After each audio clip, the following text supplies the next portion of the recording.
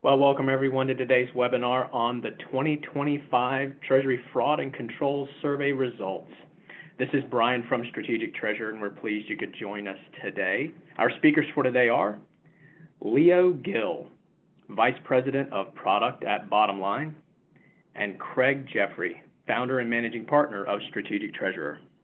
Welcome, Leo and Craig, and I'll now turn the presentation over to you. Hey, Thank Brian. you so much, Brian. Leo, good to see you. Yeah, good to see you again, Craig. We are glad that each and every one of you has joined us from across the country, across the globe.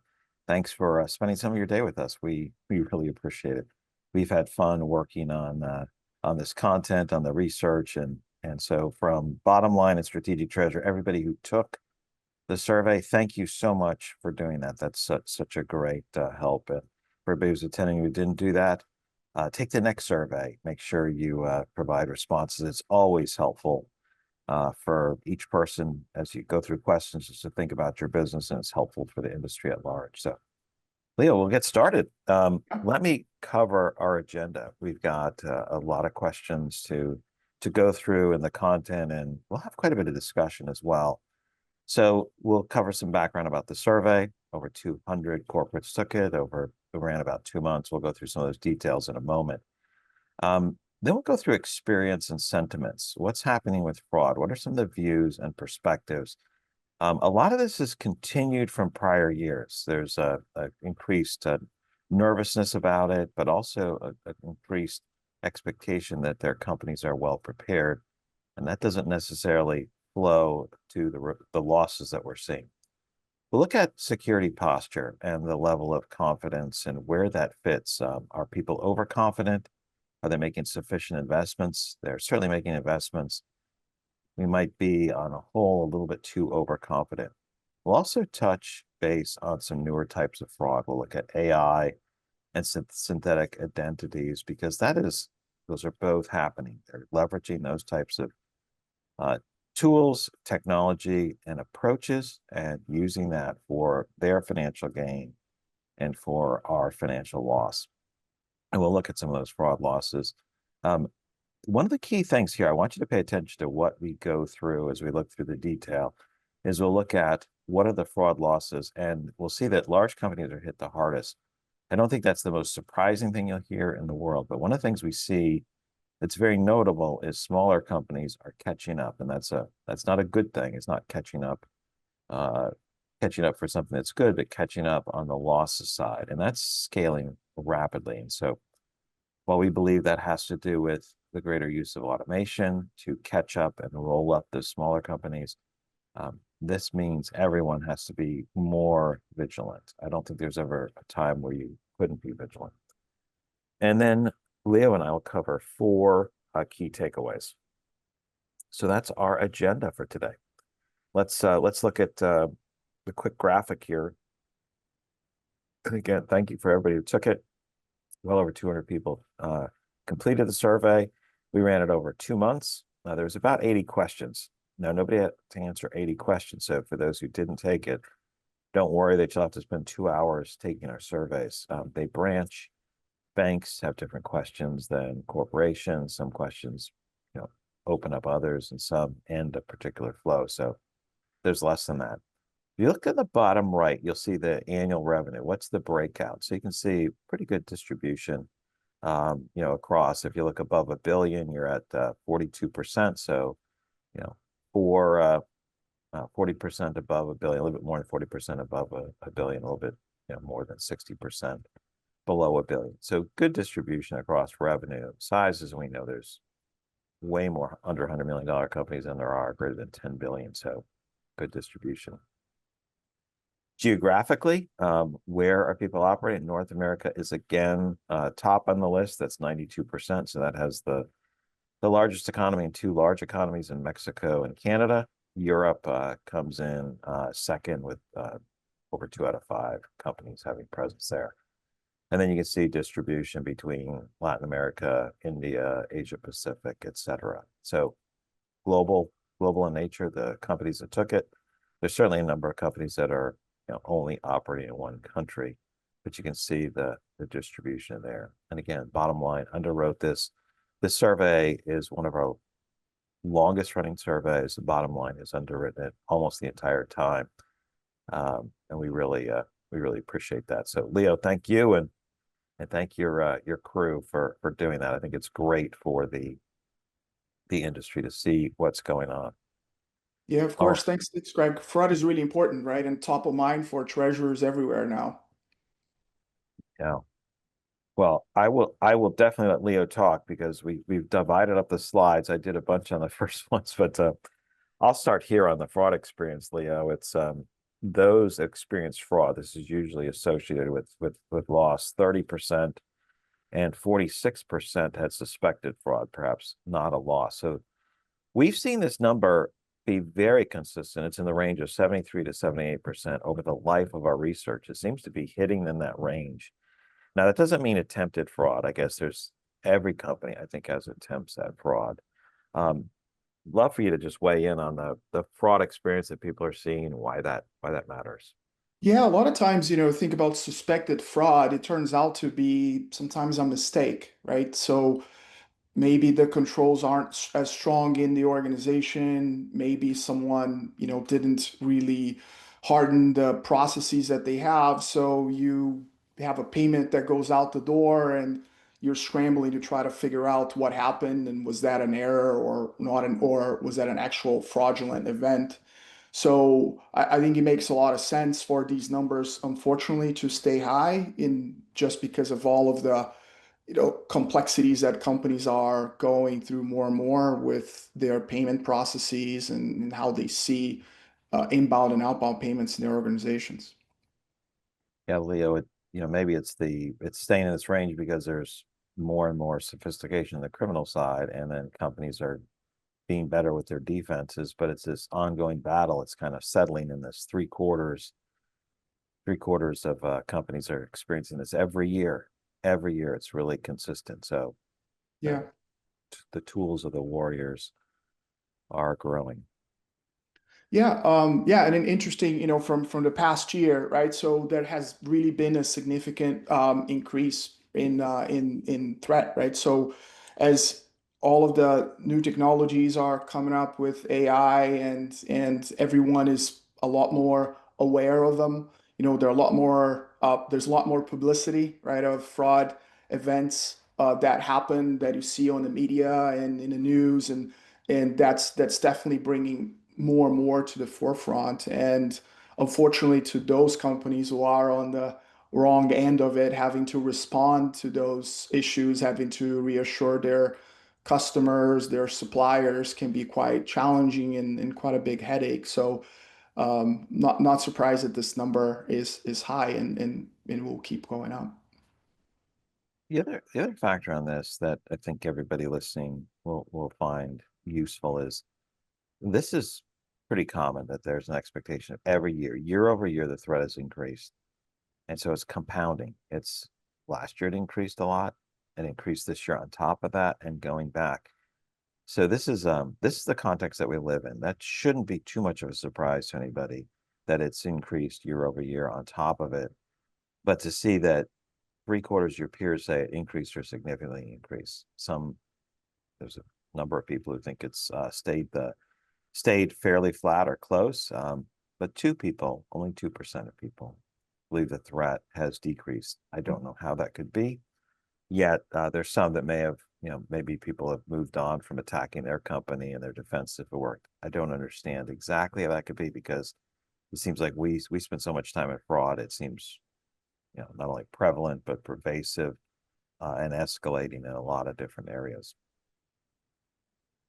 Yeah. So Leo and I wanted to introduce you to the first poll question.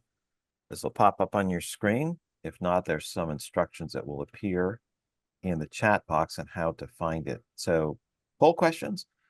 This one, it has the rounded squares, and this means it's multiple choice. So you can select more than one.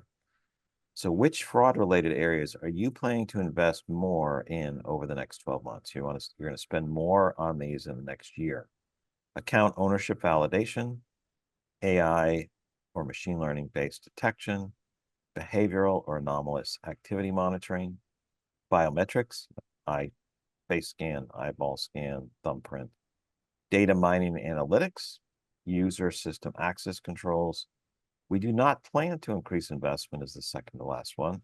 And then other or unsure. So select all that apply. Leo, I'm going to call on you for your instant responses to what we see.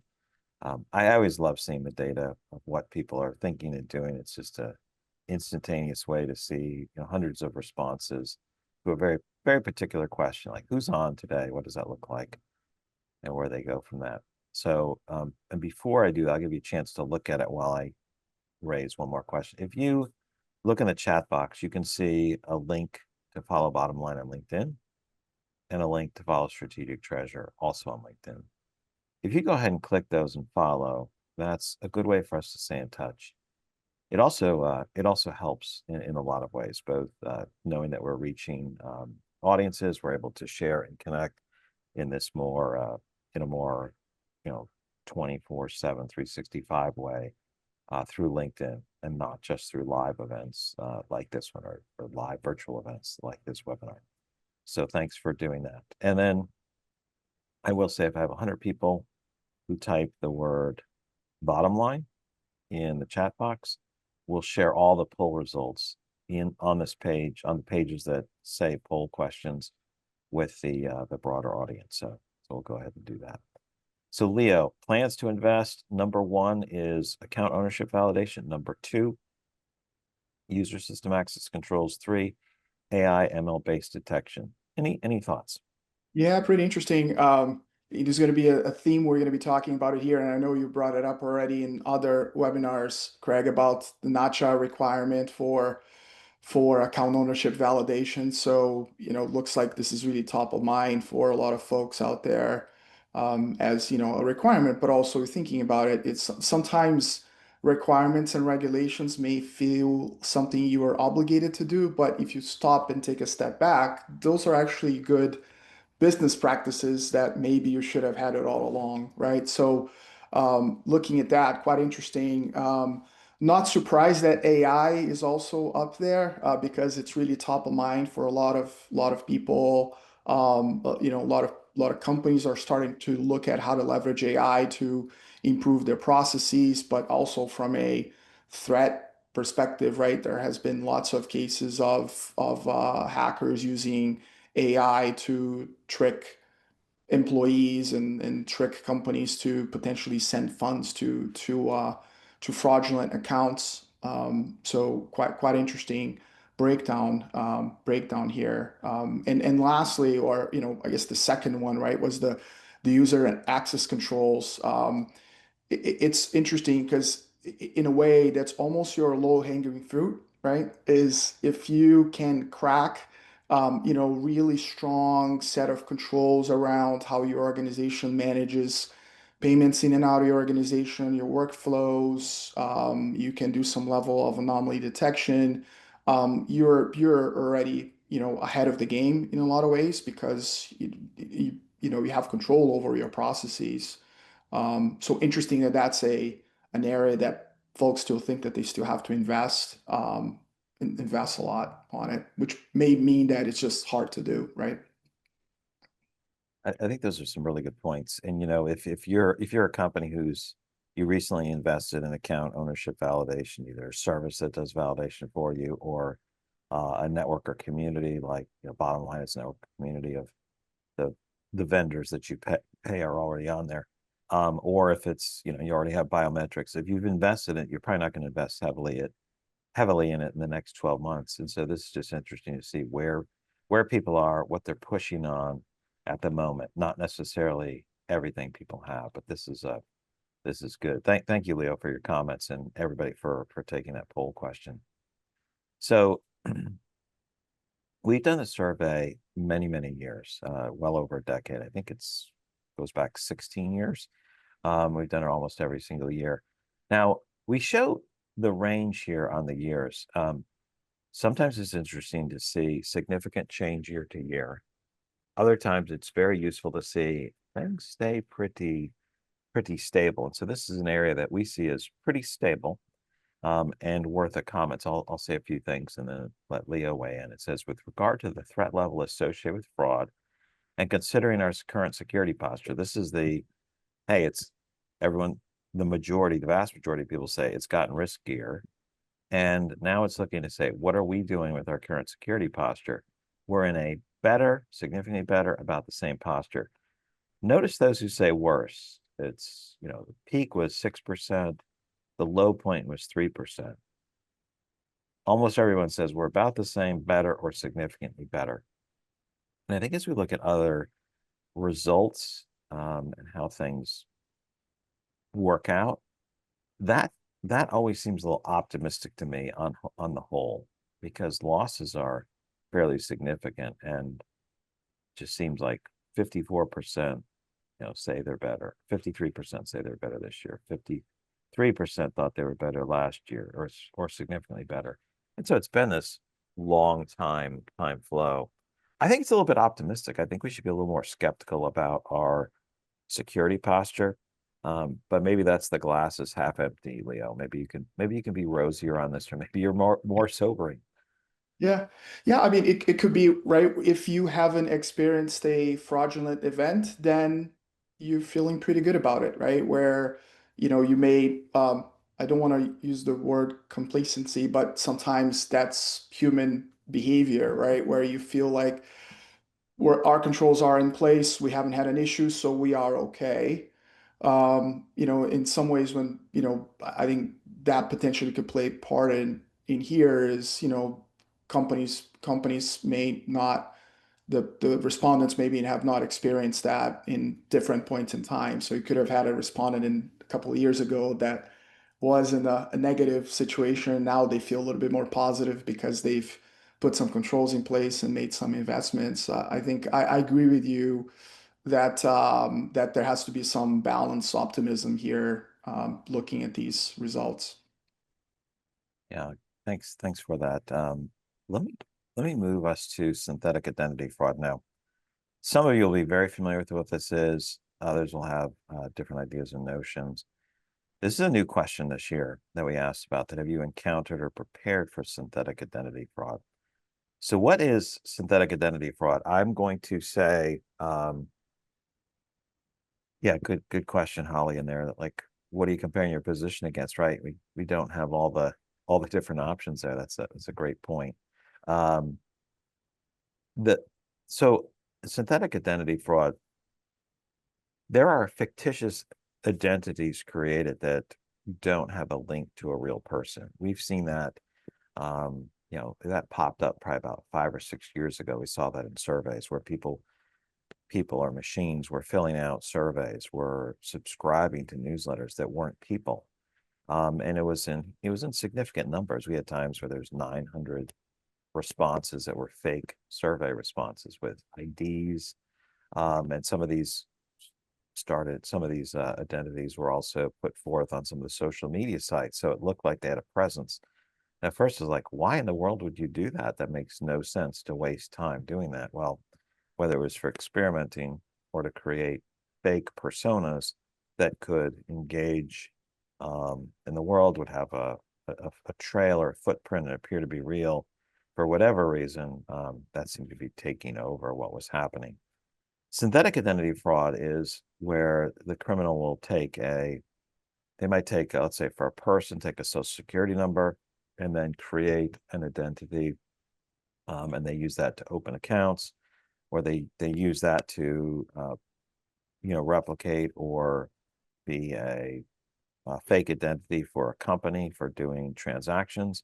And so they'll use that, whether that's taking over someone's account or credit, draining things of funds, or using it on the corporate side that exists. So that's the quick overview on that. That's absolutely growing.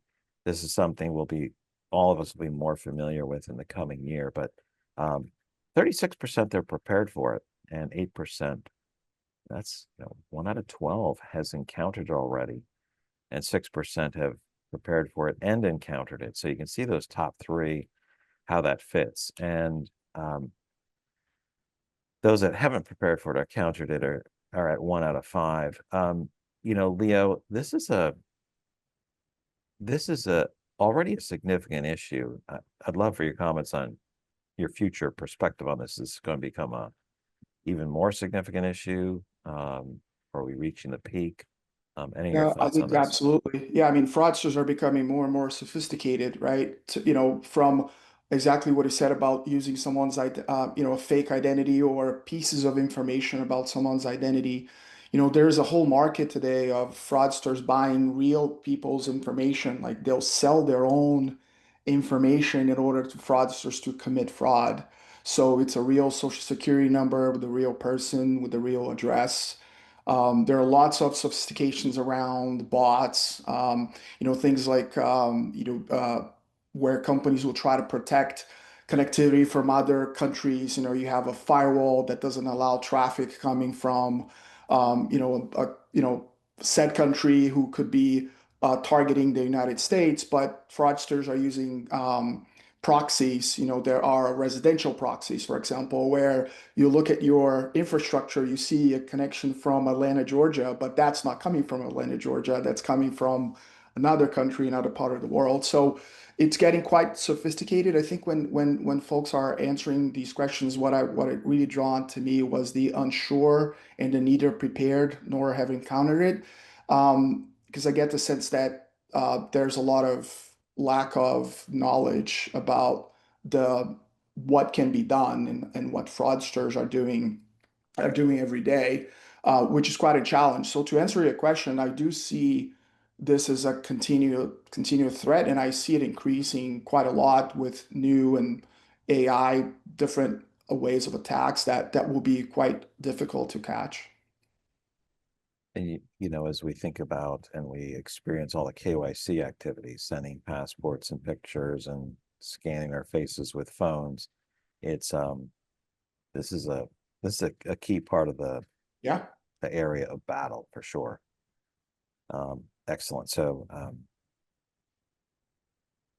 yeah, so synthetic fraud is one of the much newer areas, but an area where there's a lot of development is AI supported fraud attempts. Yeah, talking about AI, right? When we talked a little bit about it. So you mentioned about these, identities and bots who are getting, into websites. And of course, there have been controls around it, right? You can put controls around if maybe the navigation within your application or the behavior doesn't look normal. It's too fast. Then you can try to prevent it because it may not be a person, it may be a bot, right? Too many systems users trying to buy tickets for Taylor Swift at the same time, right? You can say, well, hold on, like this may be an issue because one computer couldn't be buying a million tickets at once. But bots are getting more sophisticated and the attacks are getting more sophisticated. So they're leveraging AI in order to pretend like a person, right? And it's not just going through websites, it's going through calls, right? You can generate calls right now and mimic your CEO's tone of voice or fake an email from your CEO with exactly the words that he would write to you and ask you to do something. And I think that's where the sophistication is getting to a level that it's becoming harder and harder to really stop it. And these criminals are really leveraging all of these technologies as much as they can. Yeah, some really good points here, Leo. One of the things that popped into my head when you were talking about AI, and as we are also thinking about synthetic identity, you know, let's say, how do you protect research from bots doing it, or just paying some company to fill out surveys for you? There's techniques in terms of how fast somebody responds, right? This is not a human, or how many activities occur, like you said, buying a million Taylor Swift tickets. The other examples might be you have things that cannot be read by a person. Maybe the text is you put text in the same font as the background. And so only a bot would answer that question. No human would read it and then answer a question that doesn't exist, but a bot and using AI would go through and say, here's questions to answer. And then I imagine within a year or two, people say they'll do text comparisons to make sure that it's human readable before they answer those questions too, to avoid being being tripped up by that. But this, yes, it's increasing. Yes, 30%. Unsure is 33%. That's pretty notable. So the 30%, right? You take those numbers down, and now we're looking at close to 50% of those that know say it's they've experienced it or it's increasing. And there's no way it's not going to keep growing in the short term. Brings us to our whole question. Greatest fraud pressure. What is your greatest organization experiencing? Where is your organization experiencing the greatest fraud-related pressure today? Select all that apply. Payment fraud category, business email compromise, identity or credential-based attacks, insider or anomalous user behavior, data breaches or system compromise, other or unsure. Give everybody a chance to answer those. Hit submit. And there is the, we need 49 more people to type bottom line in the chat box to share those results. You guys can do it. I know you can. You can put a space in, you can put them together. Leo is not going to correct you. He'll just be happy and see it. Whether it's capitalized or not, we're all good. Extra credit for capitalization. Leo, on a Treasury Fraud and Controls Survey, number 1 is payment fraud. I guess that's realistic. Number 2 is business email compromise, trying to get at the funds or to get at the data. I'd love for you to talk through some of these things. Yeah, no surprise here, right? Payment fraud is definitely, the biggest issue for organizations. That's especially for the folks in the call here. That's where they're being attacked the most, is for someone trying to steal funds from their organization, right? And as you said, business email compromise, really big issue. Just think about just the richness of data that companies still share over email, right? Remittance information on invoice numbers, account numbers, payment amounts. Unfortunately, lots of companies still rely on email and leverage email for some data that may not necessarily feel sensitive, but for an attacker, every little piece of information is valid, right? When you're working in fraud prevention, you have to stop everything, right? You have to stop it all the time. When you're an attacker, you just have to make it work once, right? So it's just a different perspective, where no surprise here on the results. Quite interesting. Yeah, excellent. Thanks for those comments, and again, thanks everybody for responding. All right, so fraud controls are growing, but they're still underutilized, and these controls can exist through providers like Bottomline. They can exist through your banks. They can exist through how you design the structure. So this is a good flow. And Leo, by predetermination, he's covering the top 2, and I'll cover the bottom 2. All right, thanks, Greg. So, account payment validation, right? So what, you have that in place. That's great that it's increasing, potentially just because it's a requirement for companies to follow here in the US next year. I would be interested to also understand a little bit more the detail of what do you mean account? How do you actually do it, right? Because feeling that you validated because you spoke to somebody on the phone and they gave you a bank account, and you made a micro deposit to that account, may not necessarily be the complete way to really fully validate an account ownership, as well.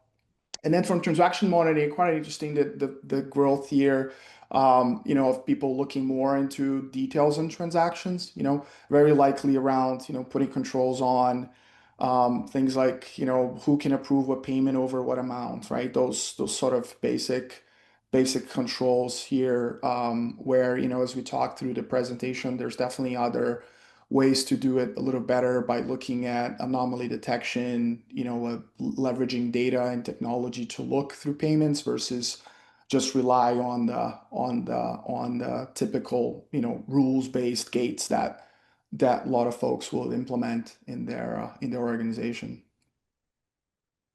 Yeah, great points. The natural step up with what you were describing, Leo, in the account payment validation, you can see like each year it's like gradually increasing, very slow secular change, but the vast majority are have that. You see some volatility in the other numbers as they go. It's not like people are canceling or stopping those. It depends on the audience who takes those. We also have a lot of firmographic information breakdown by company complexity, size, how many countries are they in, what's their revenue, how many accounts they have. And so we also have the ability to break that information out by, company firmographic data. And so that's really interesting to see behind the scenes. And so those people who do take the survey, and we send a report, usually includes more information than just the high level data there. That provides more granularity, helps your organization, and is also really interesting for those who like looking at data. Moving to the bottom left or the lower left, the principle of least privilege. Segregation of duties is an easy term. People know that term. You have at least two people to do a particular function. The principle of least privilege is ensuring that people and IDs only have access to the data or permissions, systems, or functionality that's necessary. And for most of those that are on with banking services and you set up the portal, you don't give people access to all the accounts for unlimited funds transfer, et cetera, even if you have two people. You make sure that it's isolated so that you give the least privilege that you need to operate effectively. You trust people, you put in segregation of duties, you have other reporting methods, but that principle of protecting access is useful for an employee who may be doing bad things, but it's also useful for the situation where a criminal may gain access of someone's credentials or of a system credential, so it limits and restricts their behavior. But what we see here is, in 2019, 13, 19, we seem to be settling out into about a third of that. That seems very underutilized. And so that's a encouragement to give to everybody in Treasury and finances. Look through and be formal in your principle of least privilege. What accounts, what banks, what functions, what permissions, and break that down. And there's usually functionality to do that well, assigning people to groups or groups of accounts or roles that are rolled up in functional settings. So it's easy to administer than to do, select 500 different options for each person, put them in groups and have the privilege follow and flow from there. But right now we're at a third of companies are formal about managing the principle of least privilege. Most companies are at least informal about that. Some are pretty much open. This last one is particularly interesting to me, is senior level staff attending third-party training. Usually we think of this as third-party payment security training, not just training generally. Why is that necessary for senior level staff?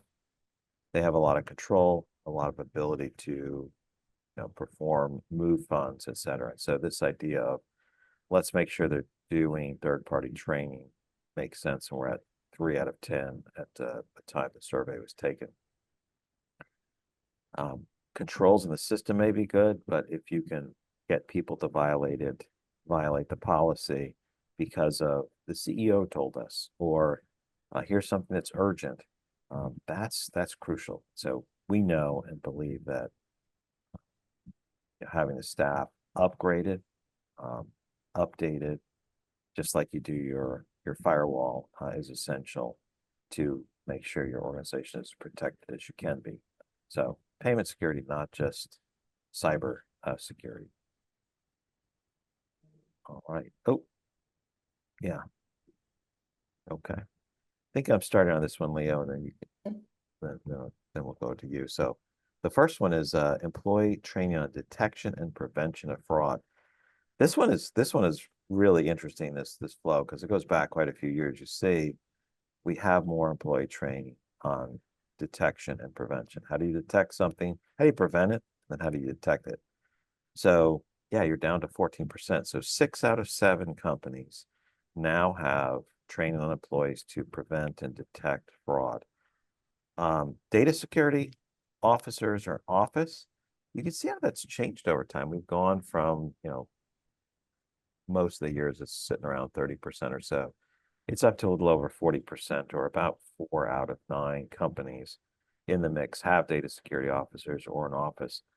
Now, there's differences in the size of companies, whether you have a formal officer or that's a duty tacked on to the chief security officer, the CISO, or some other functions.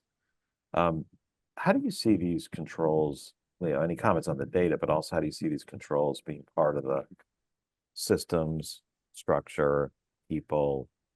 Yeah, I think, a lot of companies, even on a smaller size, right? Their boards and their executive teams are getting a lot more, paying a lot more attention and having sometimes even mandates based on the industry that they are in, that they have to have those controls in place. So that employee training and prevention, detection, it's a lot. I would say it's probably attributed to the fact that it's a mandate to their organizations that their employees need to be trained on, different security measures, on passwords, password security, sharing credentials, and all of that. So I think as an industry, we've done quite a lot of positive moves there. From improving this knowledge and education in organizations. And I agree with you. Like a lot of companies, even though say, 43% have a data security, they'll have someone responsible for some level of security, right? Be the IT manager. In a much smaller organization, there's always going to be somebody responsible for that task, because it is, even a small organization, it's a lot of work, right? To make sure that all of the employees have their right credentials, they're using multi-factor authentication, they're updating their passwords, and all of that. Yeah, we find the more and more companies we deal with require, validation of functions, processes, and so these things fall hand in hand under that. So where are your peers investing? These are some of the areas. There's certainly more responses, more elements. When you say where are we spending more, significantly more, if you look, it seemed like machine learning AI, it not only appeared, it was decreasing if you're spending more, significantly more. So some had spent and then not as many people are adding. That certainly changed in this 2-year gap. Mhm. Nearly 40% are spending more, significantly more here. Big story. Data mining, a quarter, anomalous behavior, a quarter, and biometrics, 1 out of 5, 2 out of 9. I guess one thing to get you to weigh in on this, Leo, is it seems like more of everything. It's not this or that. It's we want more, a lot more machine learning AI, Yeah. more data mining, more anomalous behavior detection, and even more biometrics. Right, right. Yeah, no, for sure. Also, if you think about from an industry perspective, lots of providers that help prevent fraud are also investing in machine learning and AI. So, in a way, as companies make more investments into solutions, they are getting the benefits of that level of fraud protection from the solution providers that they work with. But I agree, it's definitely increasing. Quite an interesting jump from for machine learning and AI, especially if you think, fraud prevention and machine learning and AI have been almost the first use cases, right? The first use case for AI was the first use case for machine learning were all around fraud and fraud prevention, right? Always trying to detect something that is not common. You see banks have invested quite a lot in these technologies for many, many years. Interesting jump here from a corporate perspective, as well. Yeah, thanks for that. So your peers, they're spending more. or a lot of them, significant minority are spending more or significantly more on those. All right, our last poll question, number 3, it's a multiple choice. Which internal challenges most limit your fraud prevention effectiveness? Which internal challenges most limit your fraud prevention effectiveness? Select all that applies. We go from lack of automation to budget constraints and other or unsure. Everybody, a few moments. If you look in the chat box, once you're done, you can follow Leo by clicking his link. You can follow me, or you can send an invite. Just click on it and ask to connect, and we'll be happy to be connected with you on LinkedIn. I think that's a great way to stay in touch individually as well. There's some other good questions coming in, Leo. If you want to answer some of those questions when we come back, that'd be good. Maybe if you want to do those, I'll let you answer those questions. I'll say a few comments about the challenges. How's that? Does that seem fair? That's perfect. On-air negotiation, that's how we do it here with Bottomline Strategic Treasurer. So what internal most limited? Number 1 is manual processes or inconsistent controls, right? Those create errors, they create problems. Yeah, they're subject to a lot of things. That's a really good thing to see because it's true, not because it's good to have those. Number 2, just behind that, lack of automation or advanced tools, pretty related. It's not automated, or we don't have advanced tools. Number 3 and 4, limited staff resources and insufficient visibility across systems. So limited staff resources, automation, cleaner processes help reduce the need for staff and maybe free up some time so it doesn't feel as crunched and there's not as many decisions to do something. But the insufficient visibility across systems, fraud can happen by people gathering information from different places, being able to see and determine what goes on. If any of you talk to your bankers, they are all over this, trying to get visibility across the systems to see fraud happening, starting. And then there's the budget constraints, of course, right? Nobody has budget until they have a huge loss. Then you've got budget, right? But those are all real issues that people have. Leo, feel free to make any comments on that if you'd like, or maybe you want to pick one of the questions that's come in and answer it. Yeah, I can do both. So definitely, the inconsistent controls and lack of automation, right? So it's a typical recurring theme, right? Think about what you have also talked about it a lot here, Craig, is, companies, for example, are still, leveraging, they have multiple banks, are still going to their banking portals and using spreadsheets to try to manage information. Think about every banking portal is going to be different, right? They're all going to have different kinds of controls. How do we implement controls across different online banking systems? They're not going to be the same. So how do you know that you actually have, good controls if it feels different, right? When you get into one bank, you have one way to approve a payment. You have a number of approvers that it's supported. In another bank, it's a different number of approvers. You need a different way to approve a payment. So it can become quite challenging when you're navigating through these disparate systems. So definitely an issue. I'm just looking at the questions here, Craig.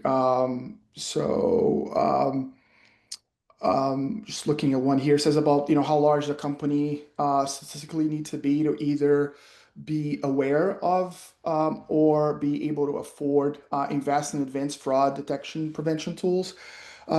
Quite interesting question here. I think it's less of a size of a company, but what your volumes of payments and what your input and outputs are from your organization. If you feel like you're paying, lots of suppliers, that's definitely a challenge, right? How do you look across, validating the account ownership, knowing that the person you spoke to on the supplier side was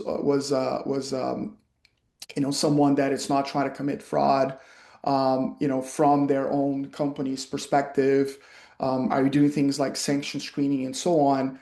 And from an investment perspective, it's pretty broad, right? It's, volumes definitely play a big part of it. If you have lower volumes, it's likely you can, make a lower level of investment on that when it comes to security measures around payments. So there's definitely a lot that can be done.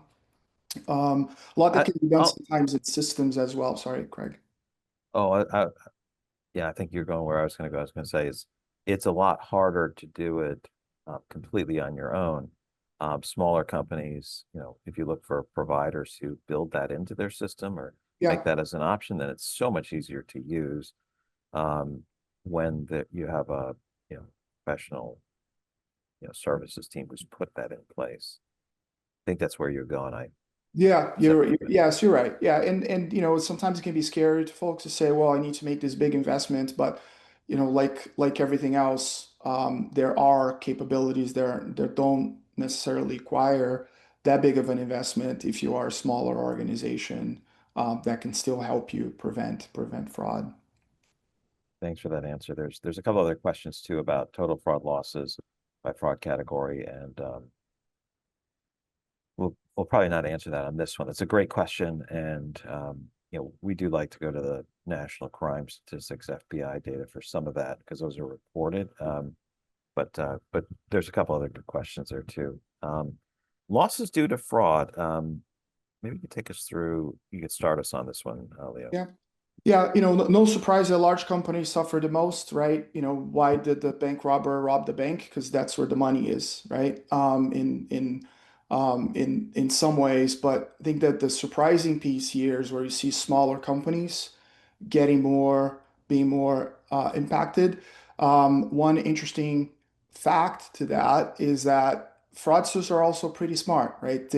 If they know that a large organization has lots of controls, they may find smaller organizations, and instead of doing one big attack for multi-million dollar transfer, they could do a lot of little transfers across small organizations that don't have many good processes. They're maybe not paying attention, right?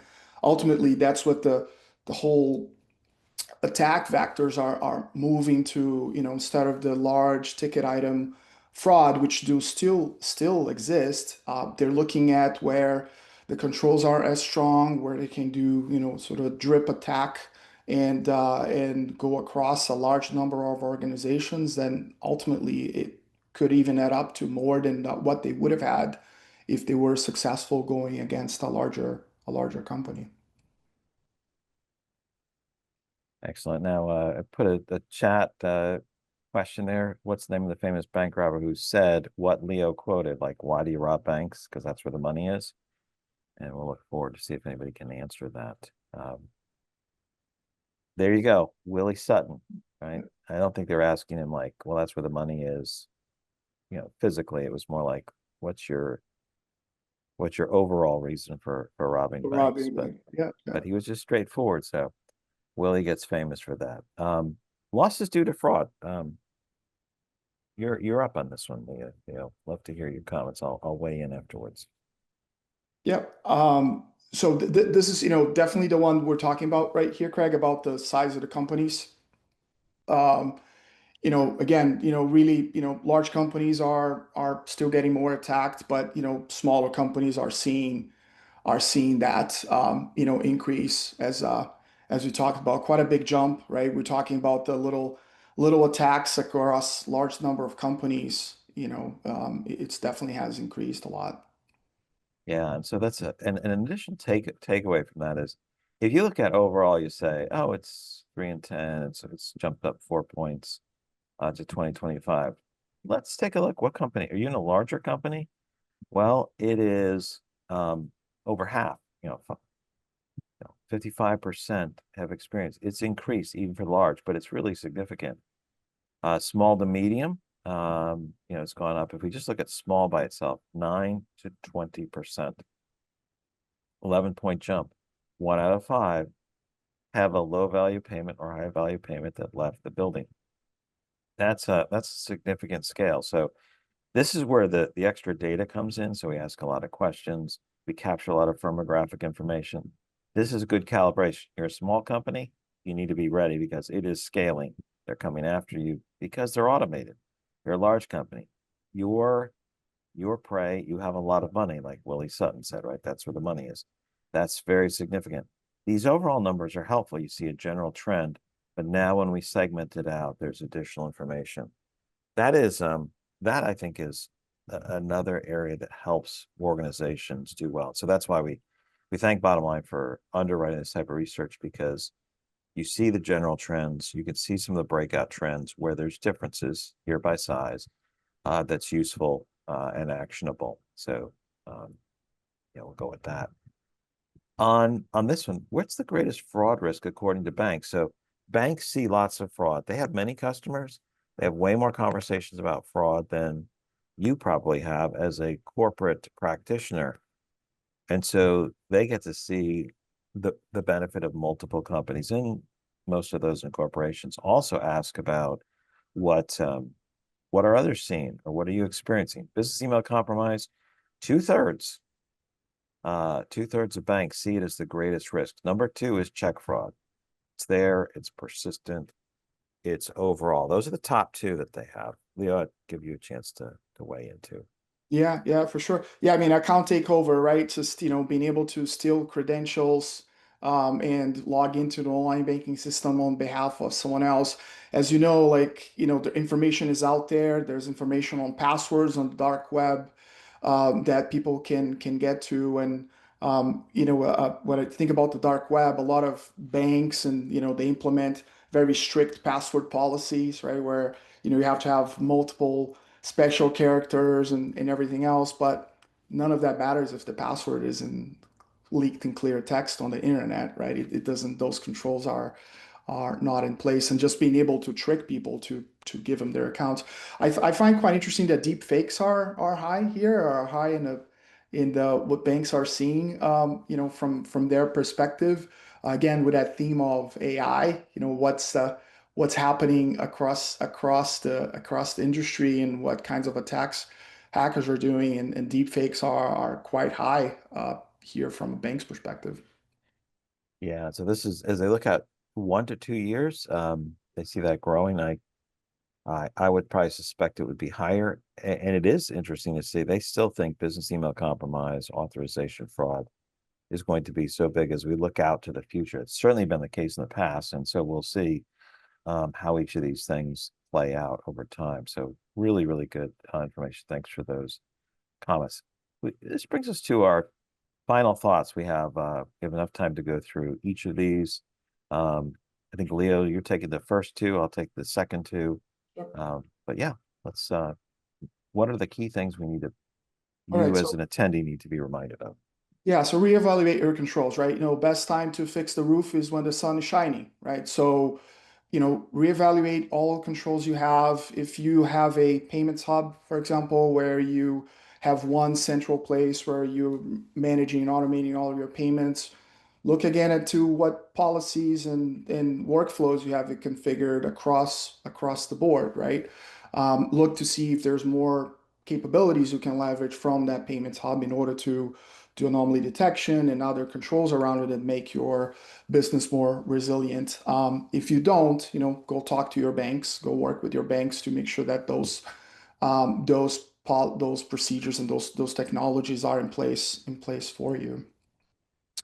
Then reducing errors is quite interesting point where there are a lot of false positives, right? Sometimes the more errors you have, potentially they could be yet another door for potential fraud, right? Where, well, someone forgot to enter some remittance information in a payment, or there's why would somebody be able to forget to do that? Or they enter the wrong remittance information in a payment that gets sent through the system. Why did that happen? If you could send wrong information, it means that somebody could fraudulent send the information they want through your system, through remittance data, or so just a control, and looking a little deeply into errors, because errors are not just cost, right? Yes, it will cost you for sending a wrong transaction, having to do a chargeback or anything like that. It costs businesses. Errors do cost a lot of money, but they also are potential doors for fraudulent activity as well. Yeah, thanks for stepping through those. Now, the Prepare for Notch's 2026 requirements. Now, Notch is the automated clearinghouse, low value payment network in the US. And we have a quote there: establish and implement risk-based processes and procedures reasonably intended to identify ACH entries initiated due to fraud.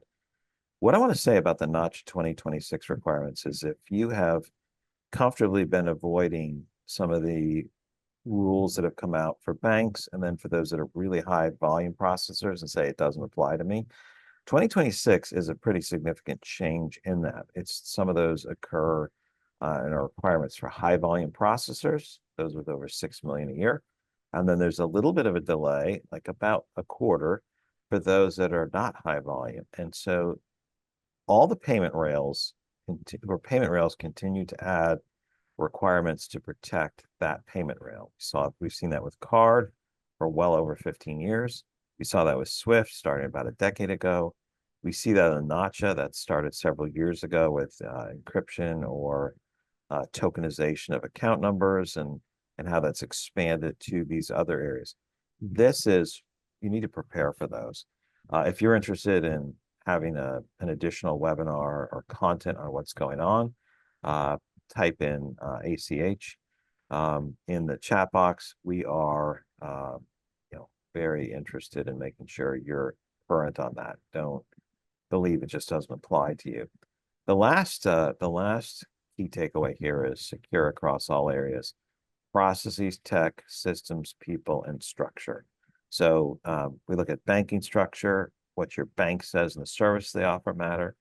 Firms like Bottomline that provide functionality and leverage tech to help you with both efficiency and security matter. People at the end, it's not just about cybersecurity training, but payment specific security training. How do you protect your payments? Those are all crucial. I see there's a lot more other good chats there. I want to turn it back over to Brian. Leo, thank you. Excellent input. The report is available. You can see that in the chat box. I'll turn this back over to Brian for some closing announcements with our thanks to you. Thank you, Craig. Thank you, Leo. And thank you, everyone, for joining us today. And as Craig mentioned, be sure to download the Treasury Fraud and Controls Survey report by clicking the link in the chat box. Thank you, and we hope you have a good rest of the day.